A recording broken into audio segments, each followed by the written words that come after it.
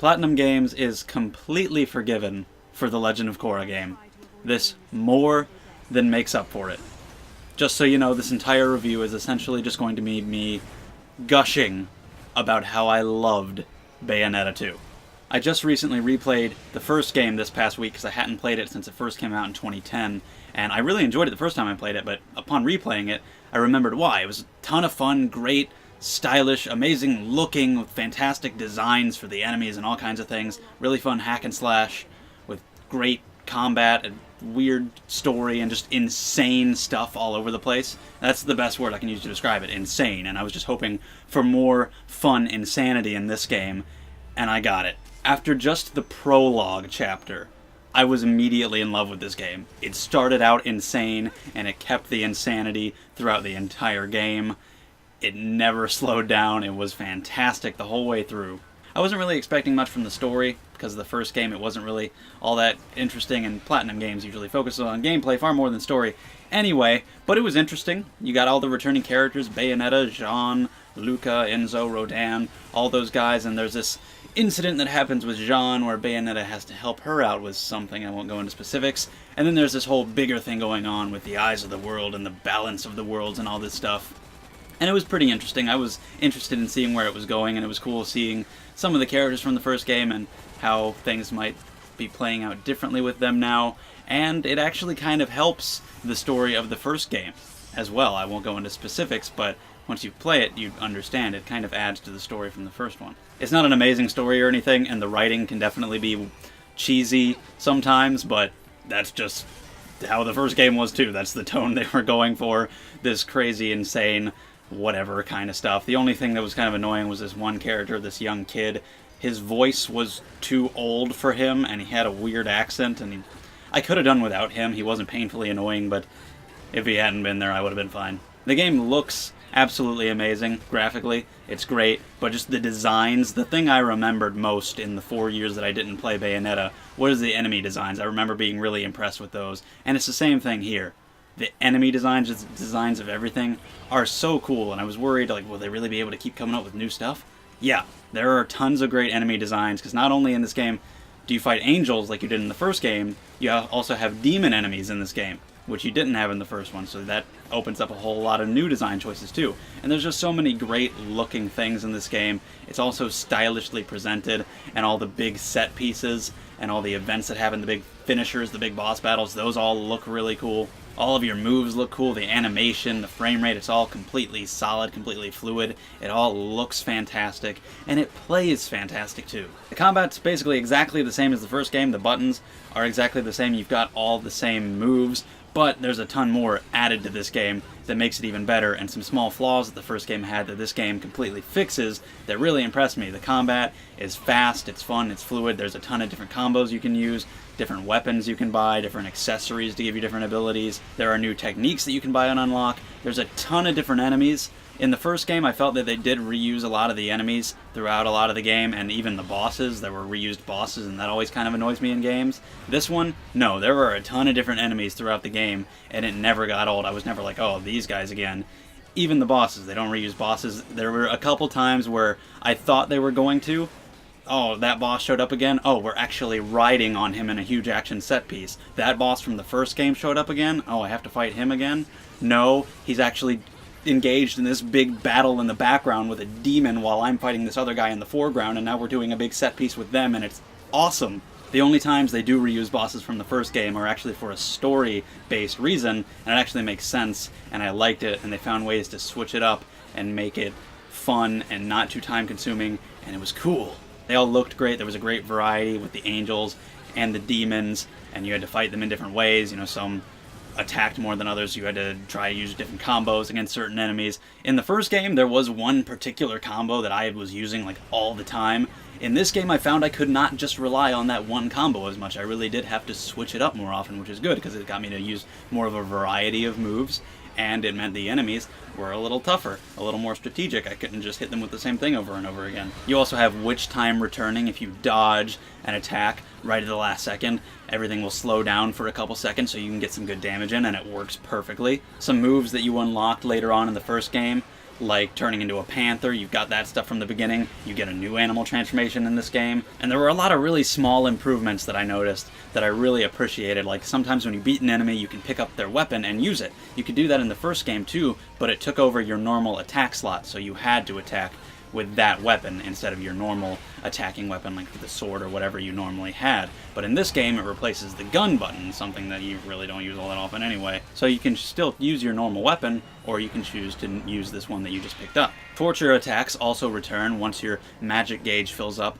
from killing enemies, you can do a torture attack, which will do a lot of damage to an enemy. Or you also have another option in this game called an Umbran Climax. If you activate that, your attacks get huge and much more powerful and have a much larger area of effect, and you summon all these hair demons, and it's just a momentary power-up, and it was pretty cool.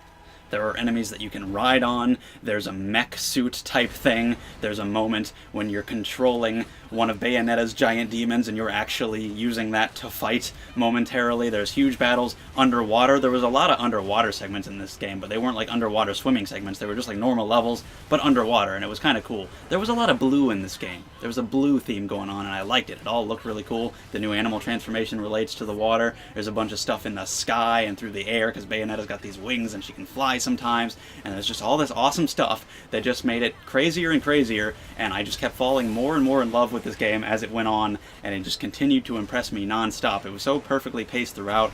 Very few things went on for too long. I thought there was a lot in the first game that went on for too long. Some of the cutscenes do, and I felt some of the boss battles did, but very few, and I didn't think it was that much of a problem.